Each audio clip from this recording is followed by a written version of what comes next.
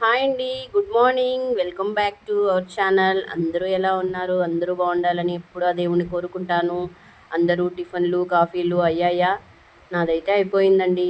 మా పిల్లలు మా వారు ఆఫీస్కి వెళ్ళారు, మా పిల్లలు స్కూల్కి వెళ్ళారు. మా పాప వెళ్తూ వెళ్తూ మమ్మీ నాకు ఈరోజు పుదీనా పచ్చడి కావాలి అని అడిగింది. సరే, పిల్లలు అడిగింది కాదనిలేం కదండి. నేనైతే పిల్లలు ఏది అడిగినా చేసి పెడతానండి.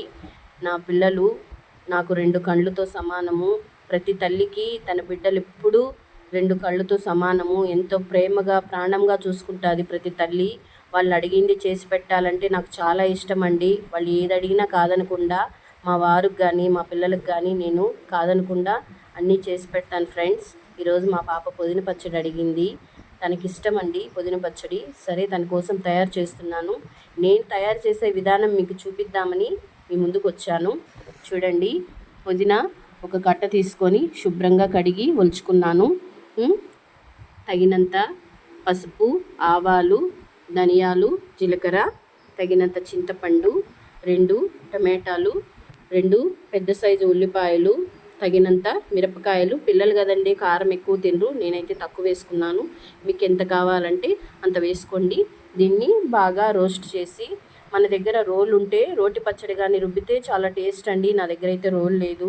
నేను ఉండేది సెకండ్ ఫ్లోర్ అండి. అంత పైకి నేను తెచ్చుకోలేక తేలేదండి. మా మమ్మీ దగ్గరే ఉండిపోయింది, నేను తెచ్చుకోలేదు. నేను మిక్సీకే వేసుకుంటాను.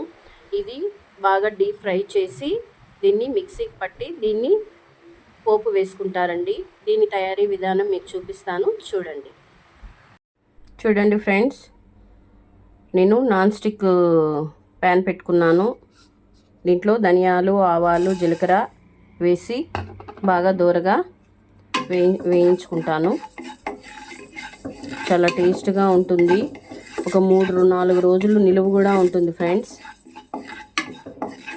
పెరుగన్నంలోకి, మామూలు అన్నంలోకైనా పెరుగన్నంలోకైనా చాలా బాగుంటుంది.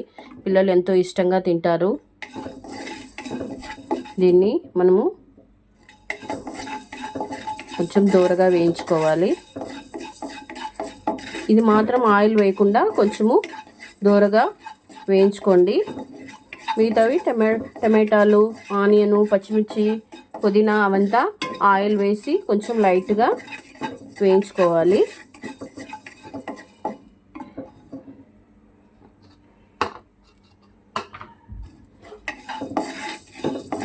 నాకు పచ్చళ్ళు అంటే చాలా ఇష్టము. మా పాప కూడా చాలా బాగా లైక్ చేస్తుంది. మా బాబు ఏదైనా అని తినేస్తాడు. చూడండి, దూరగా అయిపోయాయి. దీన్ని మనం వేరే బౌల్లోకి మార్చుకుంటాము.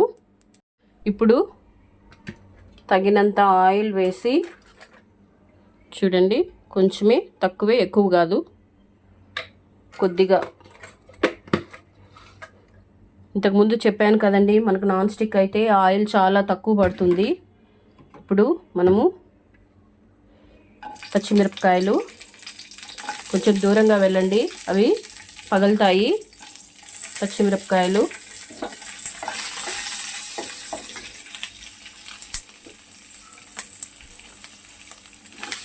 ఉల్లిపాయలు,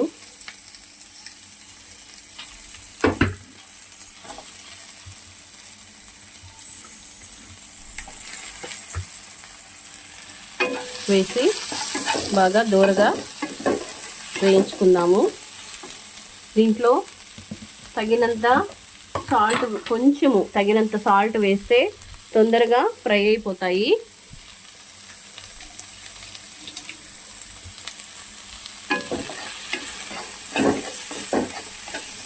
చూడండి, అప్పుడే కొంచెము ఎర్రగా వచ్చేసాయి. నాన్ స్టిక్లో చాలా తొందరగా అయిపోతుందండి.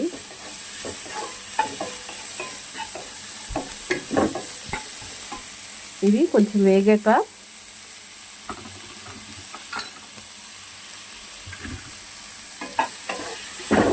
కొంచెము దూరగా వేయించుకుందాము, లేకపోతే పచ్చడి కొంచెం పచ్చి వాసన వస్తుంది.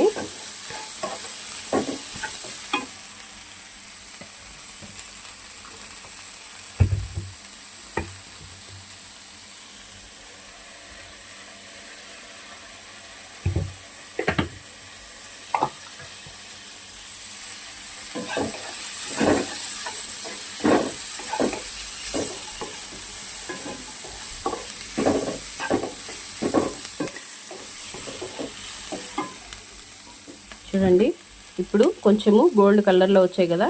ఇప్పుడు టమాటా ముక్కలు యాడ్ చేశాను. దీన్ని కూడా బాగా వేయించుకుంటే దూరగా టమాటా ముక్కలు బాగా ఇలా అంటే మెత్తగా ఉడికిపోవాలి, అలాగా వేయించుకోవాలి. ఇప్పుడు లో ఫ్లేమ్లో స్టవ్ పెట్టేసి దీని మీద మూత పెట్టుకుందాం. ఒక 2 మినిట్స్ హీట్కి అది బాగా టమాటాలు బాగా ఉడికిపోతాయి. అంతవరకు దాన్ని మీడియం ఫ్లేమ్లో పెట్టుకొని మూత పెట్టుకుందాం. చూడండి ఎలా వేగిపోయాయో. ఇప్పుడు మనము దీంట్లో పుదీనా శుభ్రంగా టమాటా కూడా బాగా ఉడికిపోయింది. చూడండి ఇలా అంటే ఉడికిపోయింది బాగా. ఇప్పుడు మనము పుదీనా ఒలిచి పెట్టుకున్నాం కదా, క్లీన్ చేసుకొని దీన్ని యాడ్ చేసుకోవాలండి. చూడండి దీన్ని యాడ్ చేసుకొని బాగా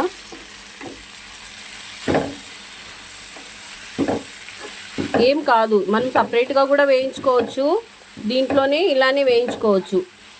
చాలా ఈ టమాటా ఎర్రగడ్డ అంతా దీనికి పడుతుంది, దీంట్లోనే వేయించడం వల్ల చాలా బాగుంటుంది. చూడండి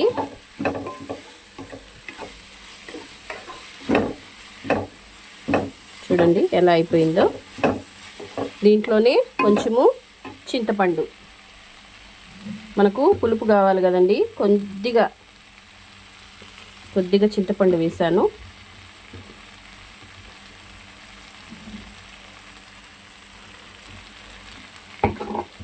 నేను మొత్తం వేయలేదండి, పుదీనా ఎక్కువైపోతుందని కొంచెం తీసేసాను.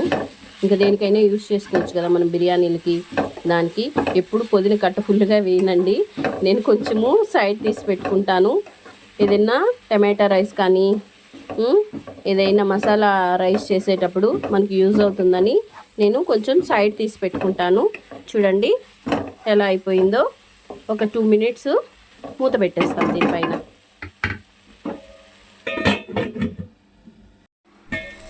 చూడండి ఫ్రెండ్స్ ఎలా వేగిపోయిందో. బాగా నూనెలోనే డీప్ ఫ్రై అయిపోయింది, మనకు పచ్చి వాసన కానీ అలాంటిది ఏమీ రాదు. చూడండి ఎంత బాగా వేగిపోయిందో. ఇది కొంచెము ఇంకా స్టవ్ ఆఫ్ చేసేస్తున్నాను. ఇది కొంచెం బాగా చల్లారిన తర్వాత దీంట్లోనే ధనియాలు, జీలకర్ర మొత్తము వేసేసి ఆరబెట్టేస్తాను. ఫ్యాన్ కింద ఆరబెట్టేసి మిక్సీ పట్టేస్తాను. మిక్సీ పట్టిన తర్వాత మీకు ఎలా ఉందో చూపిస్తాను. చూడండి కొంచెం ఆయిల్ వేసి ఆవాలు, పచ్చనిపప్పు, ఒక ఎండుమిరపకాయ, కరివేపాకు వేసాను. ఈ తిరుగుబాతుని మనము ప్రిపేర్ చేసుకున్న పచ్చడిలో